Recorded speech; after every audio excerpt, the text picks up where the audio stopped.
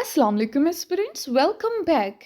CSS reforms तकरीबन पिछले 20 दिन से बहुत ही हाइप टॉपिक है सीएसएस की दुनिया में। इस पे ऑलरेडी मैं 2 वीडियोस बना चुकी हूँ। मैंने शेयर की थी आपके साथ डिटेल्स, जो भी अपडेट्स आती रहीं वक्तन फ़वक्तन। और अभी जो मोस्ट रीसेंट न्यूज़ है 12 मार्च 2025 की न्यूज़, वो मैं आपके साथ शेयर करने वाली हूँ। आपके सामने यहाँ पे मेंशन्ड है स्क्रीन पे कि CSS exam structure to be revised next year, कि ये जो एग्ज़ाम स्ट्रक्चर में जो रिफॉर्म्स की बात हो रही है, ये रिवाइज़ होगा कब तक? अगले साल तक।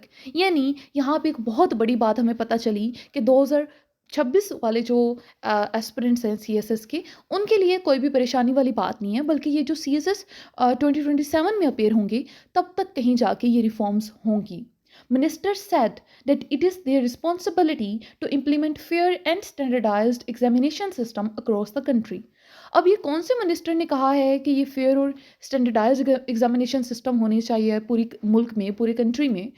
और किस मिनिस्टर ने ये सारी चीज़ें कही हैं, ये भी जानना ज़रूरी है। अब इसके लिए ज़रूरी है कि मैं आपको ये सारी जो आर्टिकल है, ये जिसका मैंने एक कट आपके साथ शेयर किया, ये पूरा आर्टिकल आपको दिखाऊं। ये आर्टिकल किस में आया, पहले मैं आपको ये बताती हूँ। ट्रिब्यून, जो कि एक वेल नोन न्यूज़पेपर है, ये उनका आर्टिकल है। ये कल ही पब्लिश हुआ है 11 मार्च को। मैं आपको ये दिखाती हूँ। ये देखें, the Express Tribune, today's paper, March 12 2025। ये आज का शो हो रहा है। और इसी में ये देखें, ये आपके सामने जो टाइटल आ गया उस आर्टिकल का, और ये नीचे मेंशन्ड है कि मार्च 11 2025, कल ही ये पब्लिश हुआ है। अब यहाँ पे देखें तो ये पढ़ते हैं।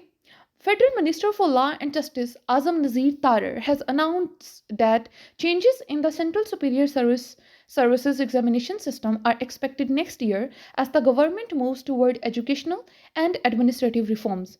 अब यहाँ पे ये पता चला कि ये बात की है आज़म नज़ीर तारर साहब ने, लेकिन आपको ये पता होगा कि ये जो रिफॉर्म्स कमेटी थी, सीएसएस की जो रिफॉर्म्स की कमेटी है, उसके हेड कौन से हमारे मिनिस्टर हैं? वो एहसन इकबाल साहब हैं। लेकिन ये अभी आसम नज़ीर तारर साहब ने ये अनाउंसमेंट कर दी है कि जो सीएसएस एग्ज़ाम्स में रिफॉर्म्स हैं, ये अगले साल तक एक्सपेक्टेड हैं। यानी सीएसएस 2027 के जो एस्पिरेंट्स हैं, उनके लिए ये रिफॉर्म्स आएंगी। और गवर्नमेंट जो है ये आएंगे ज़रूर, क्योंकि गवर्नमेंट जो है वो एजुकेशनल और एडमिनिस्ट्रेटिव रिफॉर्म्स वो चाह रही है। अब speaking during a senate session on Tuesday को जो सेनेट सेशन हुआ, कब हुआ था? यानी कल ही हुआ था, 11 मार्च को। Tarar highlighted the growing number of students in Pakistan opting for the Cambridge education system, including O and A levels, and said the government aims to ensure an equal playing field for all CSS candidates. तारन साहब ने ये कहा है, ये highlight किया कि बहुत सारे स्टूडेंट्स का रुझान अब बन गया है कैम्ब्रिज सिस्टम की तरफ। O and A levels student बहुत गए हैं, तो इसलिए वो चाह रहे हैं कि सबको इक्वल प्लेइंग फील्ड मिले। तो इसके लिए ये रिफॉर्म्स लाने की बात हो रही है। It is our responsibility to implement a fair and standardised examination system across the country, he said. यानी वो कह रहे हैं कि ये हमारी जिम्मेदारी है कि हम एक स्टैंडर्डाइज्ड और फेयर, ठीक है, एक सिस्टम इम्प्लीमेंट करें, एग्जामिनेशन सिस्टम पूरे मुल्क में। ही रिवील्ड, उन्होंने ये जाहिर किया, that a high level committee led by planning minister Ahsan Iqbal sahab, जो प्लानिंग मिनिस्टर हैं हमारे, उन्होंने एक जो हाई लेवल कमेटी को लीड कर रहे हैं, has been working on revising the CSS exam structure. वो काम कर रहे हैं ये सीएसएस एग्ज़ाम जो स्ट्रक्चर है उसमें रिवीजन करने के लिए, ठीक है, उसमें रिफॉर्म्स लाने के लिए। The committee has already completed most of its review. Committee ने अपना काफ़ी सारा काम जो है वो कंप्लीट कर लिया है। And its final recommendations are expected to shape the upcoming reforms. और इसी कमेटी की जो फाइनल रिकमेंडेशंस होंगी, जो फाइनल तजावीज़ होंगी, वही एक्सपेक्टेड हैं कि वही शेप करेंगी रिफॉर्म्स को। The CSS examination, a highly competitive recruitment process for Pakistan's civil services, has long been criticized for being inaccessible to candidates from diverse educational backgrounds. यानी वो कहते हैं कि काफ़ी टाइम से ये कहा जा रहा है कि CSS जो बहुत एक प्रेस्टिजियस एक पूरा प्रोसेस है, ये एक बहुत जो है हाईली competitive रिक्रूटमेंट प्रोसेस है, इसको कहा जा रहा है, क्रिटिसाइज़ किया जा रहा है पिछले कुछ वक्त से, कि ये डिफरेंट जो एजुकेशनल बैकग्राउंड के स्टूडेंट हैं उनको इक्वल प्लेइंग फील्ड जो है वो प्रोवाइड नहीं करता। ठीक है। तो many have argued that the current format favours certain education systems while placing others at a disadvantage. बहुत से लोग ये कहते हैं कि जो करंट एजुकेशन सिस्टम है ये कुछ को फेवर करते हैं, कुछ को डिसएडवांटेज नुकसान देता है। जैसे कि अभी हम CSS के एग्ज़ाम स्ट्रक्चर को देखें तो उसमें हमारे पास आपको देखने को मिलेगा कि हाईली ये इंग्लिश बेस्ड एग्जामिनेशन सिस्टम हमें नज़र आता है। तो इसमें जो उर्दू बैकग्राउंड के स्टूडेंट्स हैं उनके लिए बहुत ज़्यादा डिसएडवांटेज है, तो इसीलिए इक्वल प्लेइंग फील्ड सबको नहीं मिल पाती।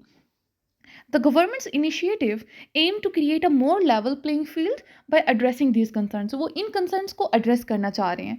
Tarar confirmed that the committee has been thoroughly assessing the exam's existing structure, subject selection criteria and evaluation process. अब उन्होंने confirm कर दिया कि 3 चीज़ों पे काम हो रहा है. एक तो देखा जा रहा है अभी वाला जो सिस्टम है उसको स्टडी कर रहे हैं। दूसरा, सब्जेक्ट सिलेक्शन क्राइटेरिया को, मैंने आपको याद होगा कि पिछली एक रिफॉर्म्स की वीडियो में आपको बताया था वो जो क्लस्टर बेस्ड सिस्टम था उसके बारे में, किस तरह से एग्जाम्स के क्लस्टर बन रहे थे। तो ये वही बात होगी कि सब्जेक्ट सिलेक्शन क्राइटेरिया और तीसरा इवेल्युएशन प्रोसेस, किस तरह से इवेल्युएट करना है, इस प्रोसेस को भी असेस किया जा रहा है। The objective is to introduce a system that accommodates all students fairly regardless of their academic background. उनके एकेडमिक बैकग्राउंड को मद्देनज़र नहीं रखना, उनकी कैपेबिलिटीज़ को बेसिकली जज करने के लिए एक फेयर जो है वो पूरा सिस्टम इंट्रोड्यूस करवाना चाह रहे हैं। तो सेनेट ने ये, जिसको प्रिसाइड कर रहे थे हमारे जो चेयरमैन हैं सैयद यूसुफ रज़ा गिलानी साहब, आल्सो सा debates on various governance matters, और भी काफ़ी सारे मैटर्स पे बात हुई।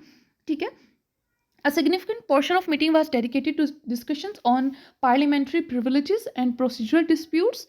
उसके बाद हमारे पास मेन चीज़, हम नीचे आ जाएं, CSS की बात और हुई कि while the government has yet to announce specific details about the upcoming CSS exam changes, officials suggest that the reforms will be finalized in the coming months.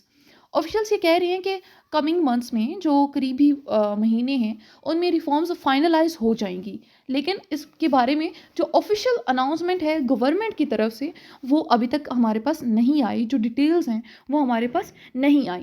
The purpose changes are expected to modernize the examination process. ये देख रहे हैं कि examination process को ऐसा समझा जा रहा है कि एक तो मॉडर्नाइज कर देंगी, थोड़ी मॉडर्न चेंजेस आ जाएंगे, ensuring that it reflect contemporary educational standards. अभी वाला जो एजुकेशनल स्टैंडर्ड है हम असर जो इस वक्त ज़रूरी है उसको ये रिफ्लेक्ट करेगा। And foster inclusivity in Pakistan bureaucratic recruitment system, कि पाकिस्तान की ब्यूरोक्रेसी में जो इंक्लूसिविटी लाएंगे कि सारे जो स्टूडेंट्स हैं उनको इंक्लूड करेंगे। With the final report from SN Iqbal's committee pending, अभी फाइनल रिपोर्ट नहीं आई है। SN इकबाल साहब जो प्लानिंग मिनिस्टर हैं हमारे, उनकी जो कमेटी बनी हुई है CSS रिफॉर्म्स की, उसकी कोई भी फाइनल रिपोर्ट नहीं आई है। The ministry of foreign affairs and other relevant government bodies will be consulted before implementing the new framework. ठीक है। वो कह रहे हैं कि न्यू जो फ्रेमवर्क है वो इम्प्लीमेंट किया जाएगा आफ्टर जो कंसल्ट करते हुए जो हमारी मिनिस्ट्री ऑफ फॉरेन अफेयर्स है और जितनी भी रेलिवेंट बॉडीज़ हैं गवर्नमेंट की, उनसे कंसल्ट करने के बाद ही फाइनल इम्प्लीमेंटेशन होगी ना। इफ़ अप्रूव्ड, अगर अप्रूव हो जाता है, the revise CSS exam structure could come into affect as early as 2026। कि अगर ये अप्रूव हो जाता है तो इट माइट बी पॉसिबल कि 2026 में ये आ जाए, अगर ये अप्रैल तक अप्रूव हो जाता है। अदरवाइज जैसे कि हमारे मिनिस्टर ने कहा है कि ये नेक्स्ट साल तक CSS रिफॉर्म्स जो हैं वो इम्प्लीमेंट होंगी।